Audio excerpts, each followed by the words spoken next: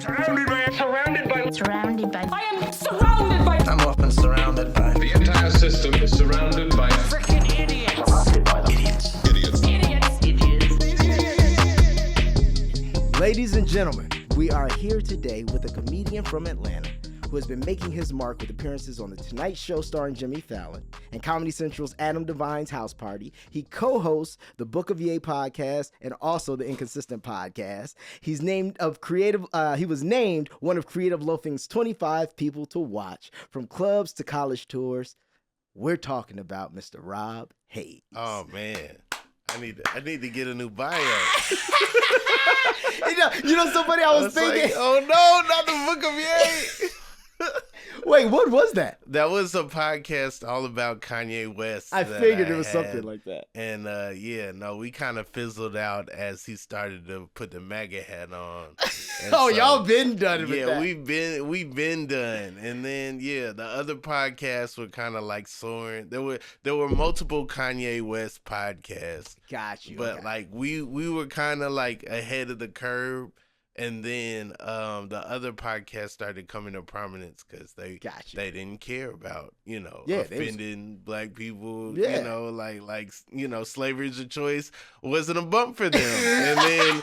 and now they got egg on their face, you know? You know what's so funny about it? I noticed even, because, I do like political stuff on this podcast and everything.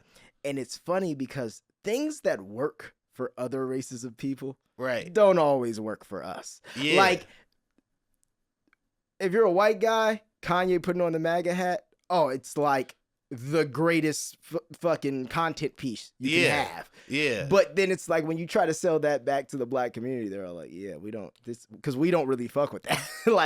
Or the ones that do are like starting to show up at shows and stuff, and then it gets a little tricky. Yeah. I could see that getting real tricky. Because unless that's primarily your fan base, it could get real weird. Yeah. And it's before like the red pill internet and people kind of like leaning into it was a thing. But that wouldn't have been my bag. It's not your angle. Yeah. Nah, I feel you. So man, thank you for coming through. I did your podcast, the Inconsistent podcast. Yeah. And let me tell everybody how I even became aware of Rob. So he was doing comedy at this place. They do it every Tuesday. It's called Best Fish Taco. And literally, bro, like I'm hard on comedy. I watch a lot of comedy. I really thoroughly enjoy it. And sometimes I go. My homie Carlos loves going to that thing. So sometimes I'll go and I'm like, all right, some of these, I go for the homie. I don't necessarily go for the comedy. It's outdoor comedy. You kind of know what to expect. You were fantastic. Oh, like man, literally, I was laughing your whole set. I was sitting there and I was like, oh no, like him. I like him. He's great. And then I was like, I wonder what his name is. And either they said your name again at the end or you said it, which was actually fantastic. Because I was like, let me look him up on. And from there, I DM'd you and I was just like, yeah, bro. Like, I'm a big fan of what you're doing. And like, man, it's cool when you see, I love seeing intelligent black humor in a sense of like, it doesn't always have to be physical. It doesn't always have to, Yeah, no, I am, a bit cerebral at times. I have my silly moments. I have my act out moments. Right. But at the same time, I felt like when I was viewing comedy, the type of comedy that I love, wasn't always represented. Right. So, I wanted to be that and do that. So who's your goat? So like the people that you watched and you were like, this is my brand of comedy. There's so many, but I was like all over the place. Gotcha. Like I would watch a Premium Blend, turn over to Comic View, I was watching a little bit of everything. So I love a Dimitri Martin and I love a Mike Birbiglia, but I still love a Chris Rock and a Dave Chappelle. Right. And, so I'm kind of all over the place like that. Well, that's kind of what we want, right? Like in a sense, like, people would love to find the middle ground of those things you just said because some people aren't into Dimitri Martin at all, love Chris Rock. Some people don't, you know what I mean? It's that game. But like in that middle groove, we, especially as black community, you don't see too many people hit that middle. Right. And that's a really cool, because I've always liked even like observational comedy. Like I'm one of those people, like even when I was younger, I think because I watched Seinfeld, I started being like, oh, let me check out the albums. Like, in my downloading days. And I would listen to his stuff and I'm like, oh, I like this. Like once I got exposed to more, it wasn't my favorite as much, but still it's like, wow, you're figuring out a way to take all this observational humor, be clean about it, and still get laughs. I mean, what a great intro to stand-up. What a great that there was a person whose whole thing was condensing everything to the smallest digestible part and then putting it out, like sprinkling it through a sitcom. Genius. You know, like that's such a great intro for so many people to stand-up comedy, you know? Like I always say, for me, my intro to stand-up was Fozzie Bear and then Seinfeld. That's funny. That's funny. I feel like my whole generation, you know, we know of bombing because of Fozzie Bear. Like the intro to comedy is like, it could go wrong because Fozzie Bear was bombing. That's hilarious. I never thought about that too. Like, yeah, I guess a lot of people, if you don't watch stand-up comedy, the first time you're seeing like stand-up comedy to an extent is seeing Seinfeld on stage. Yeah. Before his show, doing like, you know, set up doing a bit. Episode. Yeah, he's doing a whole bit. Yeah. Now the bit is like a minute and a half, and most comics bits are like way longer. Right. But Seinfeld is able to contain a whole thought, into beginning, middle, and end into like a minute, 45 seconds, a minute and a half. Damn. Yeah. He would have done great on Twitter.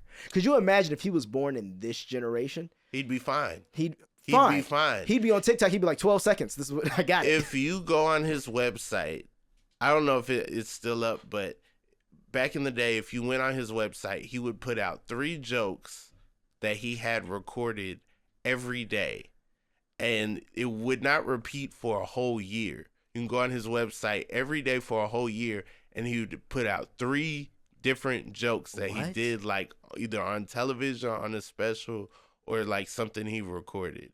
That's why when he did that new special, they had that picture of him with all those notes. Like apparently he writes so many jokes, bro. Oh man, I learned so much from like reading about him. Like basically he used to write, you know, for an hour a day, and then it was like 2 hours a day, and then 3 hours a day, and then he got strong enough to write for 4 hours a day, and just That's insane. He during the comedy boom in the 70s, he was like you know, like a lot of comedians were making a crazy amount of money because they were famous. They were on the Tonight Show. There was only the move. 3 Carson channels. A lot of people didn't have cable, so they were making like thousands on the road, and they were like millionaires. Yeah. And a lot of them were putting millions in their nose. And he wasn't. He was buying sneakers and Porsches and just doing ill stuff. So even that was like dope to me, because it's like, yeah, these like Seinfeld still probably got some leftover. Like when the first season of Seinfeld, he took a pay cut to do a NBC sitcom because that's how much money he was making on the road. Okay. Yeah. That makes sense, because now you hear the story, you're like, oh no, a comedian's broke until they get the special. Right. And now, so back then. But there was a crash. So there was a comedy boom. There was no structure of stand-up comedy in this country in the 70s, right? So there's stand-up comedians, but there's no comedy clubs. So they are, you know, opening for like big artists. They are doing theaters, but they're not necessarily, you know, so like Steve Martin, when he blows up, there's no comedy clubs. He's in theaters. He's so in like Cosby. thousands It was the same theaters. thing. He's doing theaters. Yeah. Cosby, he's doing theaters and stuff. So when the comedy boom happens and stand-up comedy becomes super popular, now you have clubs. Now you need comedians to fill these clubs. It's an exciting thing. They're packed. The numbers are crazy. Comedians are rock stars, and they're making all this money. Then in the 90s, there's like a crash, and basically, you know, the numbers go down. Like, it's not as hot of a thing. It's oversaturated through cable. There's comedians everywhere, open mics popping up. And so now it's less of a commodity, and a lot of comedians are losing money, going broke, and that kind of thing happens. And then it almost happens the exact same way with Def Jam and Black people 10 years later. Right. And there's a crash in the early 2000s with Black comics. It's like almost the exact same thing happened 10 years apart. Wow. But that would make a lot of sense, because at first I was like, man, I thought Black comics were doing pretty good in the 90s. Black comics were doing incredibly in the 90s. Yeah, because that's when I remember Comic View. You could get on stage for the first time and in 5 years be in the biggest movie on the planet. Right, because that was all people wanted. Even on both sides, they wanted a sitcom, a sitcom or a movie. Right, like Mark Curry, late 80s. Mm-hmm. He's doing stand up. And then he Mr. Cooper. He's in a Too Short video. Next thing you know, he's Mr. Cooper. He's in Armageddon. You know what I'm saying? He was in Armageddon. Yeah, wow. Yeah. Damn. And now it's weird because it feels like in just entertainment in general, that's what's happening again.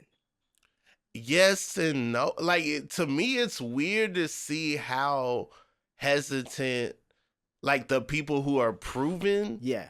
Are even, I'm like, where's why isn't Drewski popping up in a movie with Well, he is. It's not. I know it. Well, with who? Because he's not popping up in Greg Olson. You know what I'm saying? Greg Olson. Like the dude that they keep putting in everything, Twisters and oh, him. Yeah. Yes. That dude. Wait.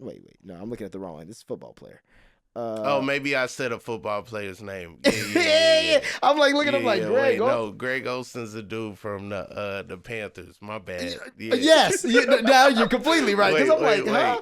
I've seen him before, though. The dude everybody keeps talking about that's in Twisters. And he looked like he could be a white man in a movie, though. No, that's real. No, you got to hear his raps, although he don't want you to hear his raps from when he was at the University of Miami. But what's the name of the dude? He's in all the movies. Let me see. A Twister. Glenn Powell. Glenn Powell. Oh yeah. Yeah,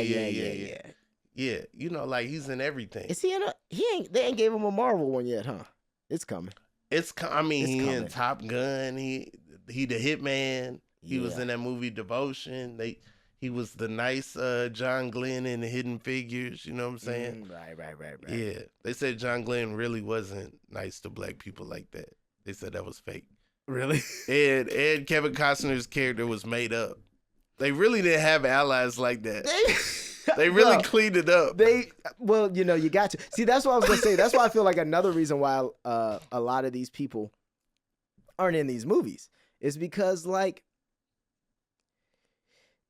I feel like movies are just movies and comedy feels like it's coming out of it, but movies feel like they were in it, and we're still in a very weird time of political correctness. Yeah, it's really weird because they still want that effect, but they don't want to step on any toes. It's weird. What you mean? They still want you to feel like you're watching that risky comedy, but they don't want to risk anything.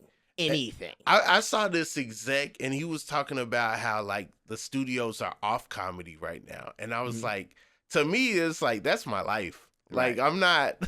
I don't want to hear that. All you're gonna do is just somebody's gonna miss out, because somebody's gonna eventually somebody's gonna figure out a way to do it. Yeah.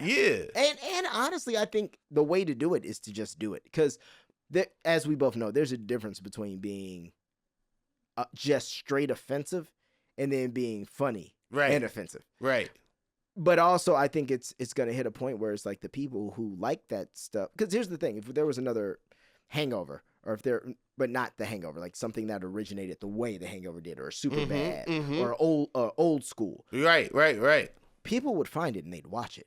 Yeah. There's no question. Now, Twitter might have some issues with X, Y, and Z, blah, blah, blah.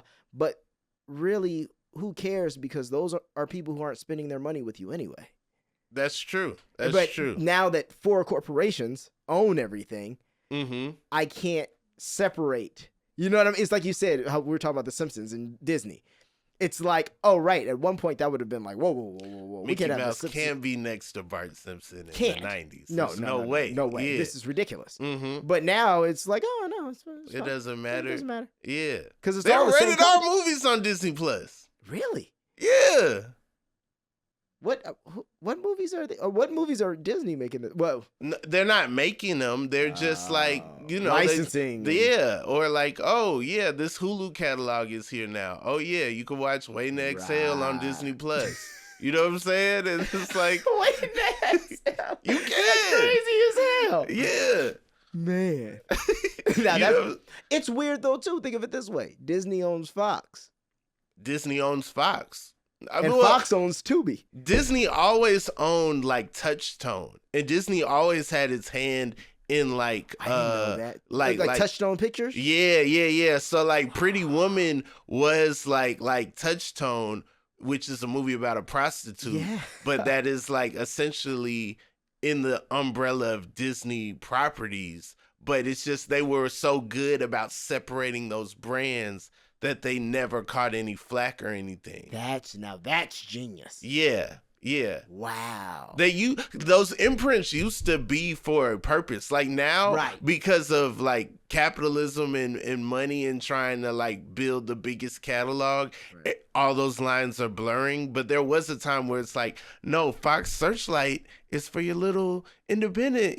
This isn't Big Fox. This is a little Searchlight. Like this. Yeah, and then the 20th Century Fox was like, this a summertime, big blockbuster, but now it's like it's all in there together.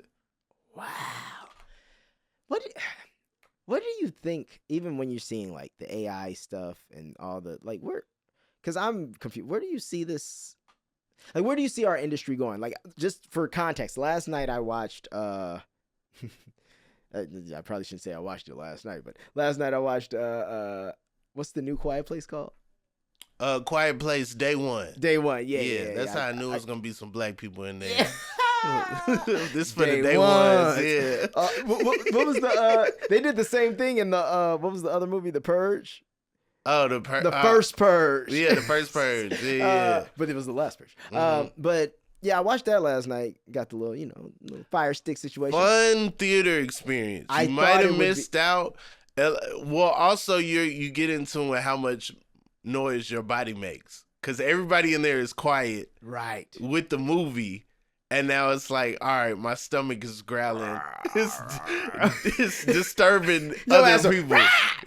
Like yo, that shit. But I watched it and I was like, I definitely enjoyed it, and it was funny. Me and my girl were talking about it, and she was like, man, she was like, this probably would have been good in the theaters. And I was like, fair, yeah. But when it was over and they rolled the credits, nigga, there's like 25 actors in the movie. Oh, yeah. No, like, it's wild, because you're seeing all these VFX, you're seeing all the shit blow up, you're seeing all, and so you're thinking, they did an amazing job of, like, creating that world. And it's New York. It's New York, bro. The biggest, like, the most people, right? The most people. And it's like, no, like, by the time you got to, like, the 12th actor's name, it was, like, cashier. And it was, like, girl screaming and yelling. Like, old person on bus. So, yeah, exactly. So I'm like, wait a minute. Even, you remember the scene where they're walking and all the people are, like, that big sea of people. So I'm like. That's everybody. That was the biggest day. They were stressed out that day. And but do you even think that was real people? Oh. Because that's another thing now. When you watch football movies, nigga, they have a solid 40 people, and then we duplicate and them then niggas. It's on all Madden. Yeah, all Madden, nigga. Yo, it is. They are like, because even, I don't know if you noticed, there was a Disney movie or something, and they had like a scene, and they just have in the background, there's like people clapping. And there's just literally a 2K player in between a whole bunch of people, like, and it's like, word. Space Jam: A New Legacy. Look at the backgrounds. It's like it's every Warner property, but it's like, are these people? And also, like, who put the Clockwork Orange people there? I thought about that. When I saw that, I was like, wait, Pepe Le Pew can't be here, but they can be here? They really did it. They really did it. Like, that's what it's about. That's what it, A bit of the in and out. Yeah. The old in and out. That's crazy. But it shows you what catches a bat. It shows you also, if you make enough noise, that, like, you'll get reprimanded for things. Like, for example, Pepe Le Pew. Yeah. Like, people like Pepe Le Pew because he was funny and he was aggy. He was really aggy. Right. Most people haven't seen A Clockwork Orange. They just seen the T-shirts. Yeah. Which I realized later in life. Like, most people are just like, oh, I've seen things, but I have no concept of what it's about. Like, it's more of a brand almost than like, film buffs know, obviously, but like. But I think that's what's wild is like if you dig deep into the things that they brand, some of that stuff used to be the risky, wild, take chances, or some people are not gonna like this stuff. There's so many kids that have a Pink Floyd The Wall shirt, and they don't even know that how controversial that was. How much, you know, I didn't know this. Like, that movie's crazy. Like, the movie's crazy. I don't know about the music as much. Okay. Wait, so you made a movie with the album? They made a movie with the album. Yeah. And the movie's like, it's what kind nuts. of crazy? Yeah. It's nuts. Yeah. But, like, there's just all kind of stuff like that. Like, you know, there's so many kids that wear Iron Maiden stuff. Yeah. Like, I've made it a point to, like, as a black person, I try to wear black bands. That's cool. So, like, I haven't found an Isley Brothers shirt, but I'm like looking for like a cool looking Isley Brothers shirt. And like, you know, I like NERD stuff and like, you know, Funkadelic and Parliament and different stuff, because I'm like, we be repping white bands like it's a clothing line. Facts. Like, there's even a TikTok where they were like, hey, have you heard any of their music? And people was like, they make music.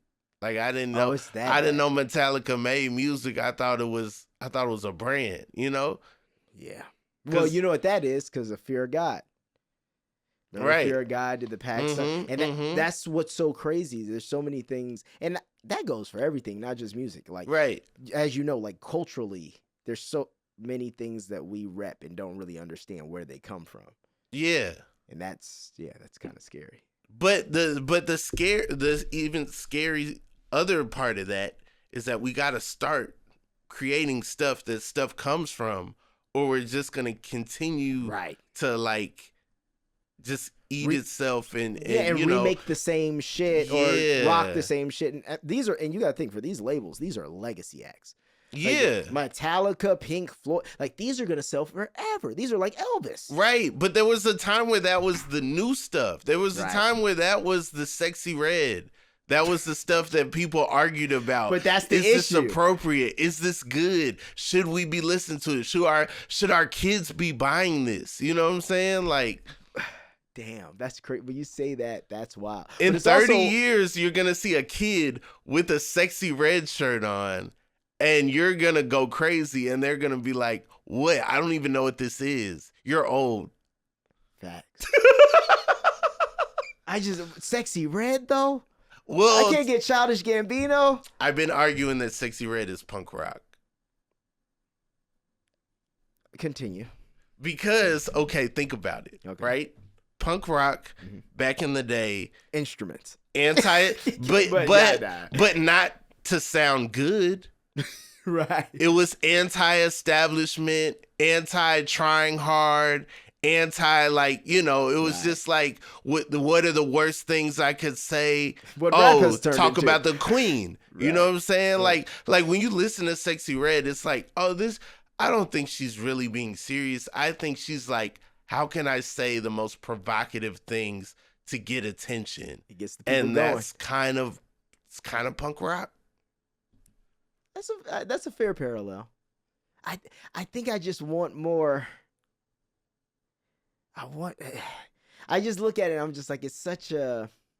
It's anti-polish and black art is so used to like polish. It's so used to like rehearsal and like dancing and Or just everything, skill. just feeling like, oh, they practice and they're perfect.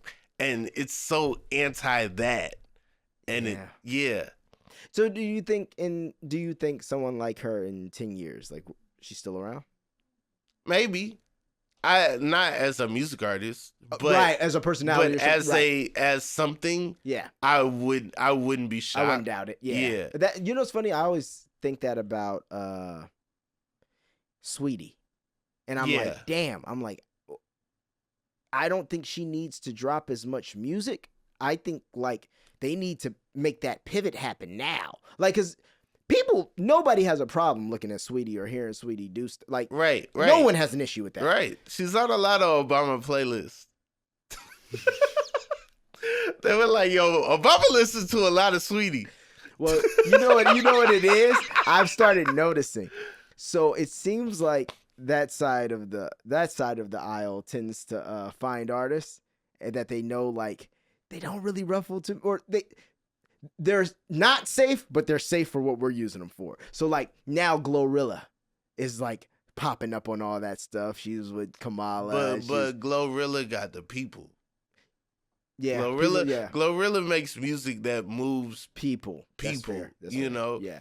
But she hasn't ruffled a lot of feathers. She hasn't been in a lot of beef. She stays out of and her out music of the is fray, pretty overall. Overall, it's just fun. Yeah. Like I get it. Yeah, Glow is a positive affirmation. Facts. Yeah. It's a hype yourself up song. And I love that kind of rap. Like if you're gonna give me bars and stories about whatever, I'm not mad at it. That's that 90s rap. Like, cool, okay, yeah. Whatever the story is, you telling a story. So there's art within the murdering or whatever else is going on in this story. Yeah. And then fun records. Whereas it's like even like what Ray Shrimmer did when they first came out. Like no type, blah, blah. Because these are still things. It's like, oh, these can be enjoyed at a party. Nobody needs to get hurt. You know what I mean? When you want to listen to the lyrical stuff, okay, maybe that's not for the party, but you're enjoying that because of the skill level. Yeah. Hey, we're hitting that point where I'm like, yo, there's so much. Like, I listen to mostly podcasts and audiobooks in the car now. I do too, but sometimes I miss music. But then sometimes I feel like I'm only consuming older music. And I feel like that makes me feel like weird because, Because you want to give the new stuff a chance. Yeah. But the older stuff. It's hard. It's very hard. It's hard to find new music that have the attention span to like give a shot and still, I don't know. Yeah, no, I know what you mean. I go more genre searching now. Okay. Like more in the sense of like if I'm gonna listen to something new, it got to be something that's a little left of whatever is conventional. So like, I'm not going to Rap Caviar looking for the new record nowadays. Whereas like there was an era where it was like, oh well, there's new shit coming out and I like it. Most of it now I'm like, okay, yeah, I'm kind of good on that. But what's this in new electronic or what's this in? I'll try to just browse other genres or get put on by. Like, have you heard of Orion Sun? No. She's really dope. Okay. Really dope. And it's more, feels almost a little more like indie R&B-ish. Okay.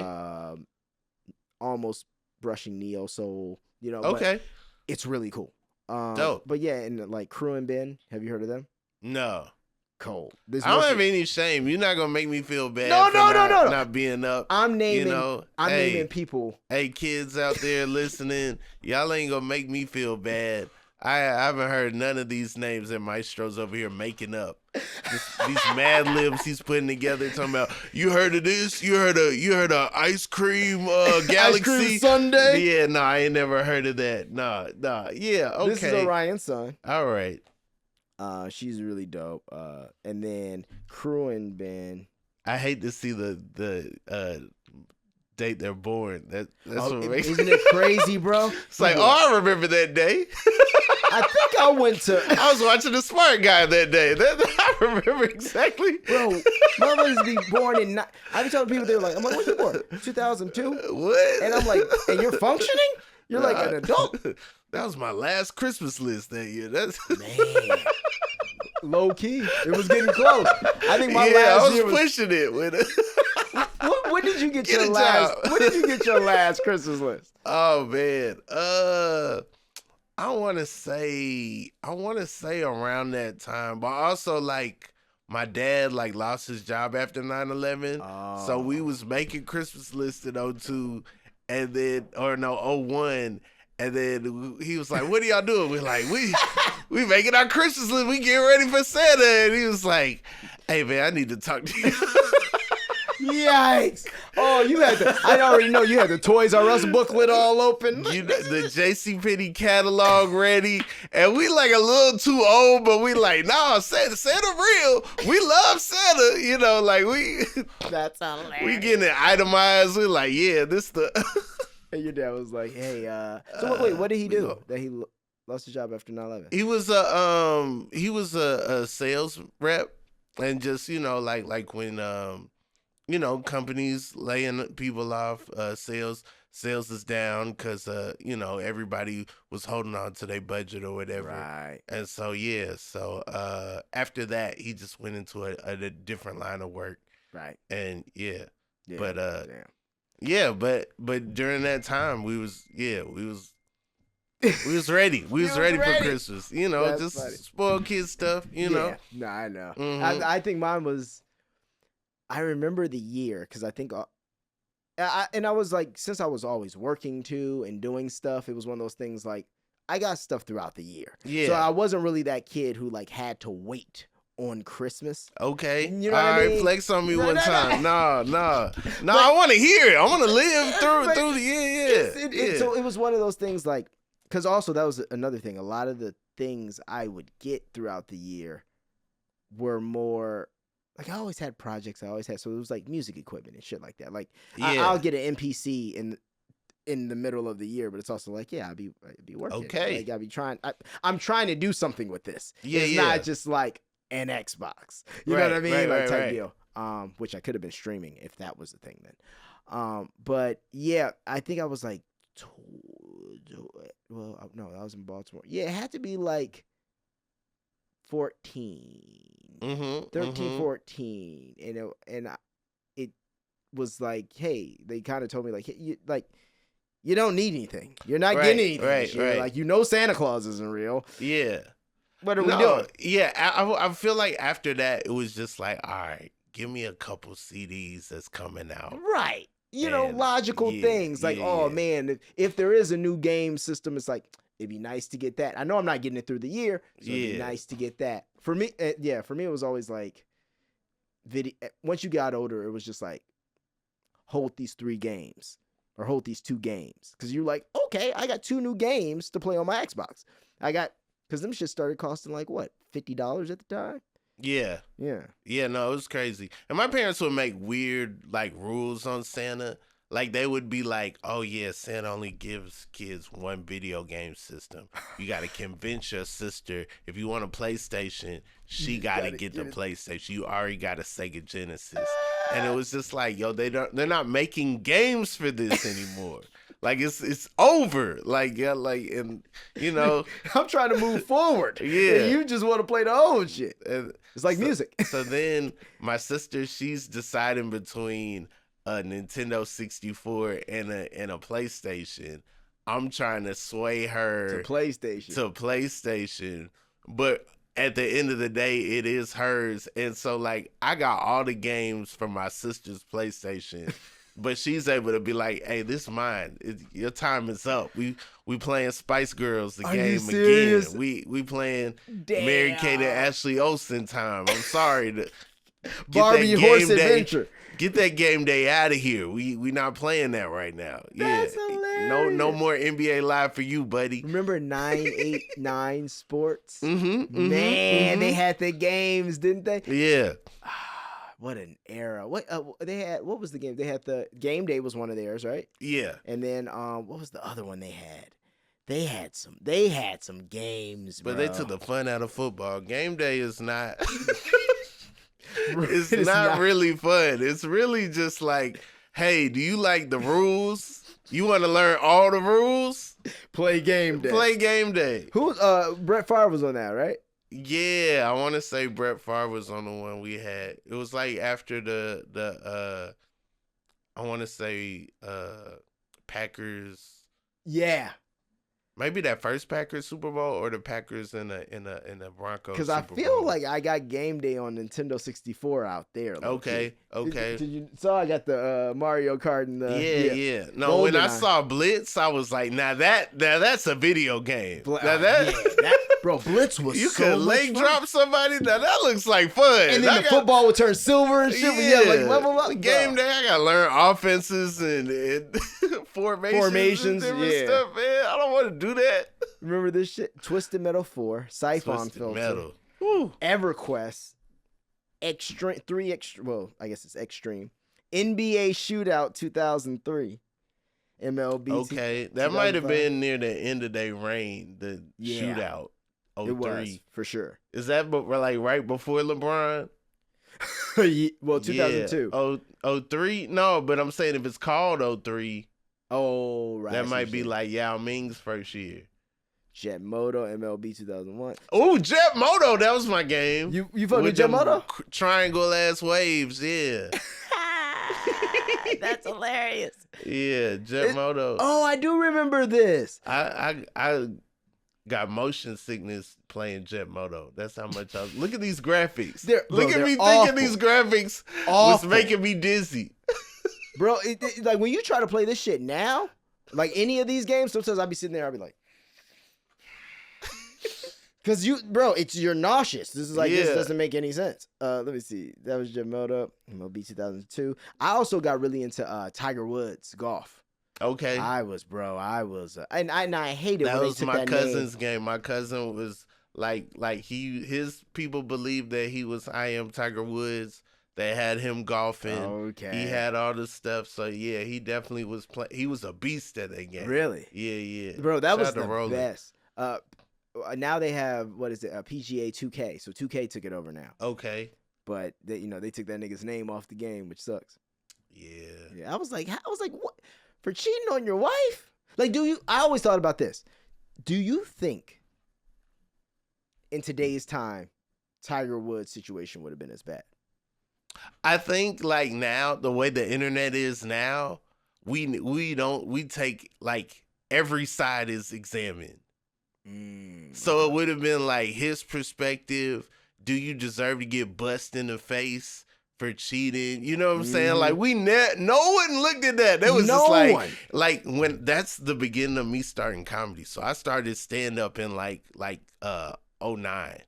And so every show would be like, man, Tiger Woods messing up, man. Tiger Woods messed up, didn't he? Tiger Woods. You ain't fucking with him, man. Yo, Tiger Woods, I can't believe that, Yeah, so. But now I just feel like Tiger Woods got caught because he thought he was safe in the era when there wasn't a whole bunch of camera phones and all that shit, and he thought he wouldn't get caught up. Right. Whereas now, Tiger Woods would have been moving presidential. It's like they were mad at him for talking to girls who like seemed risque at the time, but now they just be like most girls on the internet. But if he was moving like he was moving then now, it wouldn't have been a shock. Cause we probably would have, now you can't just go to an Applebee's and pick somebody up without them going online and like making life hard for you. You know what I'm saying? Eddie Murphy picked up a whole trans person and then just was like, hey man, I was trying to be a good guy. Being a good Samaritan blew up in my face, basically what happened. And I'm never giving anyone a lift again. I believe Eddie Murphy. I was amazed that worked out. Let me see. Do they have the voicemail? Because I remember hearing that. The voicemail is another thing because Tiger was silent, and we don't really we didn't hear him talk a lot. And not only that, you don't call nobody and say, "Hey, it's Tiger." Right, nigga. Your name should be Derek. Yeah, you know me as Derek, woman. It's T. It's T. Yeah, it's T. What's good, baby girl? It's T. Ah, fuck, hold on. Sound. That's hilarious though. Yeah. Cause it's definitely cell phone era. It's definitely like, the number. But them camera phones, you can say, know like, the that number. wasn't me. If you not Tiger's girl, then you know when the number pops up, whatever it's saved as, you know exactly who that is. Yeah. And yeah, Tiger just, he got himself caught up in that one. Hold on, where is it? That's wild. Hello, it's Tiger. You said what? It's Tiger. Oh, hey, it's Tiger. Yeah, I just wanted to. It's like, dude, you should know better. Like, you are a global celebrity. Right. I don't know. Did you watch the HBO doc on Tiger? No. It was wild. They said he would go to like naval training just to get beat up. Like he liked punishment. He liked, yeah. HBO so that's why he was getting gossipy with their docs. That's why he was getting with he's probably one of those BDSM guys. Maybe. Yeah. Maybe. Yeah. See, my wife's not gonna kick me in the nuts. I need somebody who's gonna, play ball. That's kind of crazy though. You wouldn't think our Tiger would be that guy. I mean, but we ain't really know. We don't know Tiger. That's why. But he from an era where we didn't have to know him. Right. He was Tiger already. He already had a video game without us knowing anything about him. Good. Right. We only saw him on the weekends. You didn't need to be a personality. Yeah. Like, he had the I Am Tiger Woods commercial, but after that he was just bouncing the ball, hitting it. Yeah. You know what I'm saying? Like, the shots was crazy. He had his little celebration. That was it. Other people was doing it. Kobe was doing it. He wore red. Jordan was doing it. Sundays. Like, that's it. It's a different time, bro. It's a totally different time. Because now Tiger would have to be, like legitimately everything. Like he would have to be doing TikToks. He would have to be, if he was going to build the way he built in that era. I don't know, just because of how dominant he was. I don't know if he would have had to, but in order to be the face of so much, he might have had to. Because like Caitlin Clark ain't won nearly as much as Tiger was winning. Right. And she's like getting all kind of stuff just purely off of play. Like, Caitlin's not trying to be a personality, not trying to say nothing, not doing TikToks. Right. Nothing. So I think if you nice enough in sports, it'll always come back around. It will come back around. And if you whack, it will behoove you to be silent. Because that's not going to play well for you. Right. Because there's some people out here showing their personality and they, well, then they you might look like need you're to not tuck focused. Yeah. You look like you're not focused. You look like you're so you're Adrian Broner at that point. Right. And it's like you can't be losing at the thing that you're supposed to be, the guy for. Like, oh, there we go.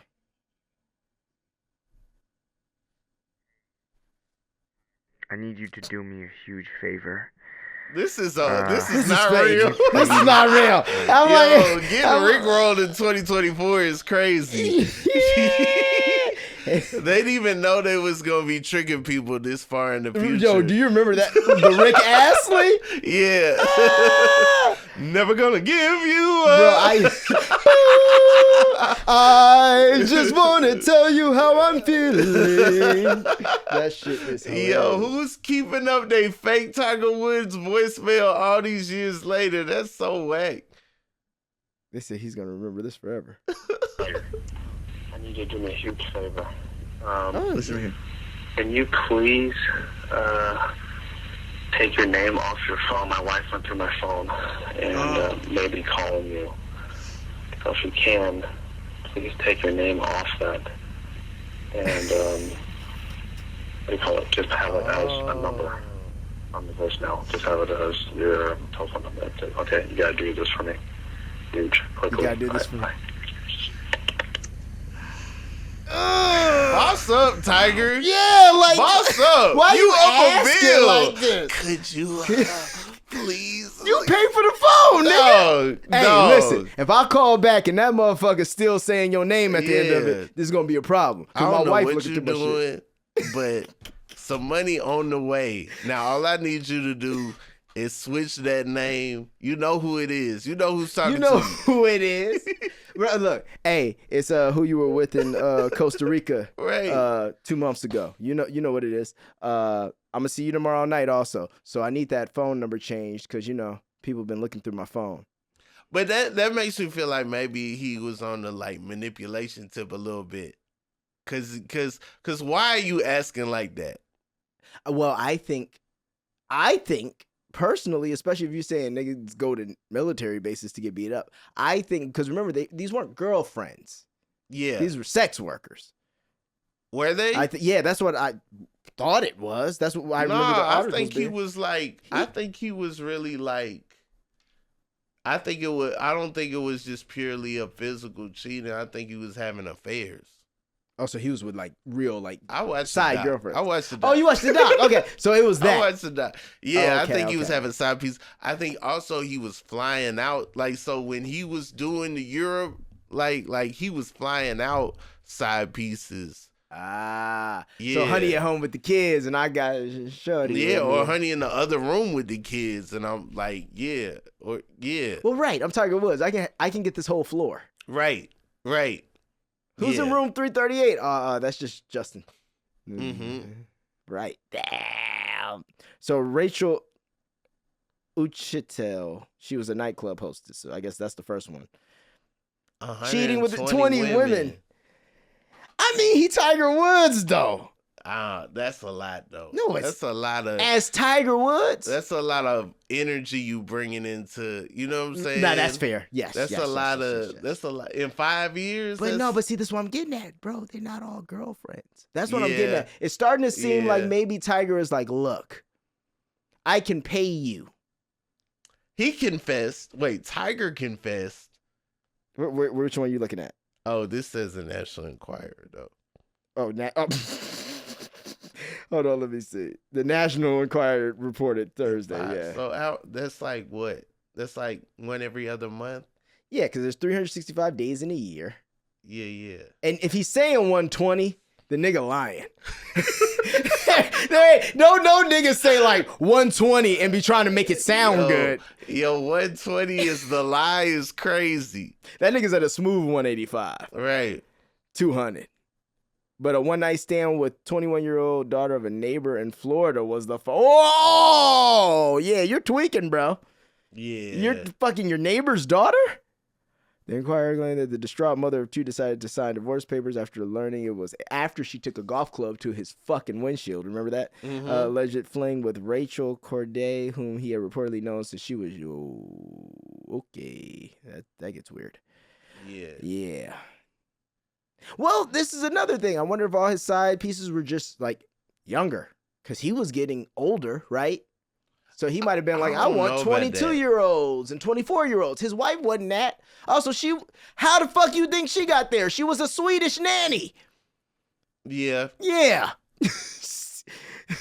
I mean, I think part of the golf and like there's a weird thing in sports where they got to show your family, right? It's like politics. It's like, yeah, like it's a lot like politics. And it's a weird thing in sports where because you dedicated your life to this goofy thing, you know what I'm saying? This fucking game. You got to prove to us that you're normal. You got to prove to us that you're not just sitting in a room hitting a golf ball all night. So when you win, we got to see you pick up some kids and kiss a wife. Facts. You know what I'm saying? Well, because that's what the people who buy Buicks like.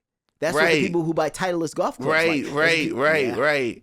And so, that's what people who buy we Nike. know you a nerd for a golf ball and you could care less about most other things. You probably don't give a fuck about anything but your son and your daughter. Like, that's about it. Right. Yeah. So we got to see that you a person. Yeah. And I think that his wife, him getting married and having kids and that whole thing was part of that. Mm-hmm. And maybe there was, maybe that is something he always wanted and something that was there too, of course. But the pressure for that image is why somebody has that and then steps out. And every time they out. Every time they go out. Yeah, that's the life he wanted to live. Yeah. Because that's probably, which is also crazy because think again. We're talking, this happened when exactly? This was, like you said, 2009, right? Yeah. Or 2009, 2000. So if you just look at the difference in even our society now, you think Tiger couldn't pull off a ethically non-monogamous relationship in today's time? Sure. That's what I'm getting at. Like, sure. It's just, he wouldn't have even been in this situation because he would have been able to just, like, on the face of it, here's my wife, but she would have known what was going on. Right. Different. Right. Yeah. But it's different. But yeah.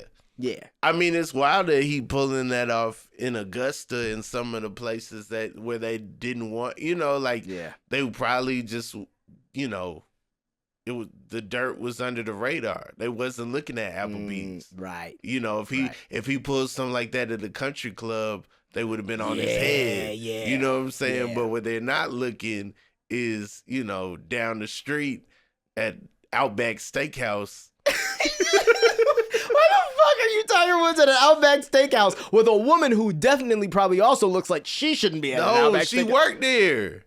He was picking the women up at the... Oh, that's what he was doing. Yes. Oh, so he was just going... Oh. Yes. I see now. Yes. He not playing on automatic. He not going to the rookie, club nigga. and competing with Fabulous No. and Allen Iverson. He's and always anybody. been smart. No, he not doing that. He running up the karaoke not the karaoke, the jukebox at the Applebee's to whatever he want to hear. He tipping $100 bills at the Applebee's. He coming out with a phone number. He not playing fair in Augusta. Nigga. He not playing. You know how much... Because now that you say it like that, I'm like, bro, I could take 4 people to Applebee's and be like, nah, y'all good. Yeah. And I need more money. So Right. Tiger Woods, you right. Right. That nigga's tipping hundreds on every drink. Yes. Yeah, here you go. And not feeling it. In the slightest. You know he's not feeling it. If he do that at the spot where Jadakiss is at, he's still got a long night. You know what I'm saying? Very long night. But no, at the Applebee's, come on. That nigga got centuries. Yeah. Confidence on 10. Hole in one next night. Going crazy. Facts. Wow. Yeah. 17 under par. Going stupid. 17 under. Right. There's no way you're pulling that off now. You're in an Applebee's, it's instantly, oh my God. Yeah. Hey, no. Let me tell y'all. Let me tell you guys what happened with you. It's a whole TikTok series. Facts. So, story time. Tiger Woods came into my job and he started tipping everybody $100 bills, and I felt like that's kind of weird. This is the girl who he didn't go after. Yeah. This is the girl whose table he was at. And then they got switched. Yeah, hell yeah. And then I see Kimberly, who works with me. That's a picture of her right there. She it's like, damn, Tiger. Yeah. I'm gonna need you to change that phone. I didn't know we was gonna talk about Tiger Woods this much. I didn't either. This just happened. Wait, so you've been working on some new shows. You've been doing a lot of really cool shit. What was the last 2 I've been seeing? Yeah. So this summer it's been back to back to back. I wrote on the BT Awards. A lot of people saw that. The most people Googled freaking Project 2025 after Taraji a lot of mentioned people it. Yeah. That was pretty insane. And then after that, the ESPYs hosted by Serena. I was able to work on jokes for that, and got to write for Lil Wayne, which was cool. Yeah. Wait, what? Yeah, like he read some of my patterns and stuff that I wrote. Yeah, and then after that, Olympic highlights with Kevin Hart and Kenan Thompson. Right, that's the last one I saw. Right, man, you staying fucking working, bro. That's amazing. Though. I've been blessed. I've been blessed to have a lot of good opportunities this summer. And they've all been back to back to back. So that's so dope. It's been crazy. People don't understand. It's like, man, there are people who aren't behind the camera. They don't understand that there are people like you who are writing. Yeah, like these. They're not comedians, and they think we the enemy.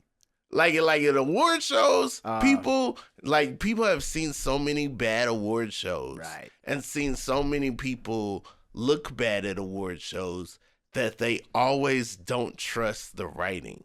Right. So it's almost a fight to just get them to say what's on the page. Because then sometimes I'm sure they go off the page and you're like, yeah, that shit don't hit. Right. Like, yeah. Right.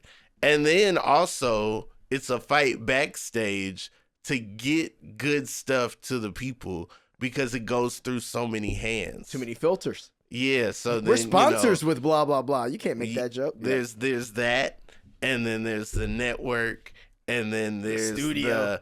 Whoever works on the team of the person. There's no guarantee that the person even sees it.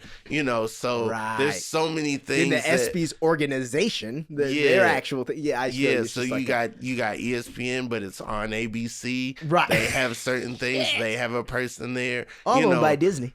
Yeah, right. So Damn, no beef with Disney over no, here. Disney's great. No beef Listen, with. they've employed me plenty of times too. They do their thing. Right. Also created some incredible childhood memories. Come on, like Pixar. Like Pixar, that first Toy TGIF. Story? Wait, which was that one? TGIF. What was Thank God It's Friday? Family Matters. Full House, Step by Step. Wait, that wasn't. What was that on? ABC. Oh, that was on ABC. When Disney acquired ABC, so all that TGIF started before Disney acquired ABC, and then after they bought ABC, then all that stuff's still going on. Wow, damn. That's why Family Matters they teleported to Euro Disney because, it's all. We got somewhere to put this. Yeah. Shit, bro. That's good. So. What was the first award show you had worked on prior to doing all these? The first award show I worked on was the NFL Honors in 2019. Okay. With Steve Harvey in Atlanta. Oh, that was great. Yeah, and it was a blast. It was so much fun. He's so funny. Just naturally, I'm sure. Naturally funny. He can make a joke out of anything. Mm-hmm. And he just came in hot. He already had so many ideas. Some of them were crazy, and we didn't think that they would let us say that. But it was fun to see somebody take a risk and we're like, we don't know if they're gonna air that. This killed in the room. Oh, they aired it. People are mad. They brought him back the next year. This is great. He's Steve Harvey, bro. He's Steve Harvey. He's done an incredible job building a brand. Mm-hmm. Incredible, man. Like that's a career you like, man. Just how he's been able to go from stand up to Family Feud to being Judge Harvey to be it's like, dude. And his career is long. Like he was a road dog during like those Seinfeld years that I talked about earlier. Like if you go to any comedy club in this country, any like older comedy club, and you look at the headshots, you'll see a young Steve Harvey, like 10 years before Def Jam, 5 years before Def Jam. Yeah, because he was balding by the time he did Def Jam. Like, not even high top. I'm talking about shag, beard. You know what I'm saying? Damn. Like, he was putting the work in. For sure. Yeah. For sure. But you can see, I feel like anybody who puts that much work in the beginning, once they blow up, they blow the fuck up. Because then it's like, this isn't hard. Yeah, the shit I was doing was tough. They're equipped for anything. Like that's the beauty of the grind of stand up is you're put into so many different scenarios, terrible, awkward situations, and you're just expected to come out on top. Whether it's hosting, whether it's bad sound, bad lighting, bad crowd, but things that the crowd don't even understand why things aren't working. Like when a crowd sees the show and the lighting's bad or the sound is off, they don't know why they're not enjoying it. They don't know why it's not like they just know they're TV. Not. They just know they are tuned out, know. And so having to overcome that takes so many different skills, and you learn so much from that that you can host a live TV show. Right. You could host several live TV shows. You can, anything that goes wrong turns out to make it even that much more fun at that point. It's a playground, right. you know? Do you feel comedy has made you, because of all these variables, do you think it's made you like a more or better adjusted person? Even like, because I always looked at it like, I was thinking about this the other day. Because you saw Joe Rogan had like the live stand-up special on Netflix. And I was like, holy shit, seems crazy. This is a lot of work to remember all the stuff. And then I started thinking, I'm like, man, like bombing, like you said, all these different situations you have to be in and you're supposed to walk out unscathed. Do you think as you did it, it just made you even more like socially comfortable? Because I feel like you're put into so many awkward situations, you would think. Yes and no. Okay. Yes and no. I think that you have a skill set that you can tap into. Right. But I do think that there is some awkwardness to everyone thinking that you're thinking of jokes all the time. Or everyone's perception that you're going to be the life of the party. Oh, what you got to say? You know, there is some awkwardness to that. Fair. But it doesn't have to be. But sometimes it is, you know. You're not trying to be on every day. Yeah. I think you look at somebody like Joe Rogan, you know, he was a stand-up, and then he was on a sitcom, and then he hosted Fear Factor, and then The Man Show, and that, you know, UFC and the podcast, you know, all that are the skills that come from stand-up. But I don't know if we're the best adjusted people. I think some of, you know, we're praised for unique perspective. Right. Every occasion doesn't need unique perspective. You know, sometimes you're at a funeral. Sometimes being different, being quirky ain't it, you know? But sometimes it is. Sometimes it's what is needed. It's like, thank you so much. Oh, man, everybody was so down until you said that weird shit that you said. You know what I'm saying? But then at the funeral. Well, yeah, right. But then sometimes it's like, all right. Right. You know, it's a bit much. But it just depends on the personality. But time and place. Yeah, time and place, you know? Yeah. So before we wrap this up, man, what do you want to do next? What do you have coming? What are you excited about? Even in life, not just I don't put any limits on anything. I'm you know, I have some ideas of some things that I want to do that are a little unorthodox. I put out a stand-up special 6 months ago, and people can check that out on YouTube. For sure. I'll put the link at the bottom too. Yeah. But yeah, I'm excited to do stand up and I'm hitting the road and doing some spots and stuff. And so I'm excited to just explore and just be open for a little while before I decide what the next project is going to be. I had an idea and I kind of scrapped it. And now I'm just kind of just open to like where the wind takes me as far as the next project. You like traveling? I love traveling. So being on the road is probably great. It's fun. Yeah. It's fun. And it's a fun time to see me now because I am so open, and you know, there's so many people in the audience that aren't familiar with me. So, you know, I have multiple projects that I can always lean back on. Right. But I'm really just standing on the edge and just talking about, you know, what I care about the most right now. That's dope, man. Yeah, it's a lot of fun, bro. Thank you. I got to check out that special too. What's it called? Yeah, Frontin. Yeah, Frontin. Rob Haze Frontin. Well, I'm gonna check that out as well, man. Thank you so much for coming through. Thanks great for interview. having me. Sorry for talking about Tiger Woods for so long. No, you don't have to apologize. We can talk about Tiger Woods forever. I have many opinions. Oh man, we out, y'all. Peace. Yeah.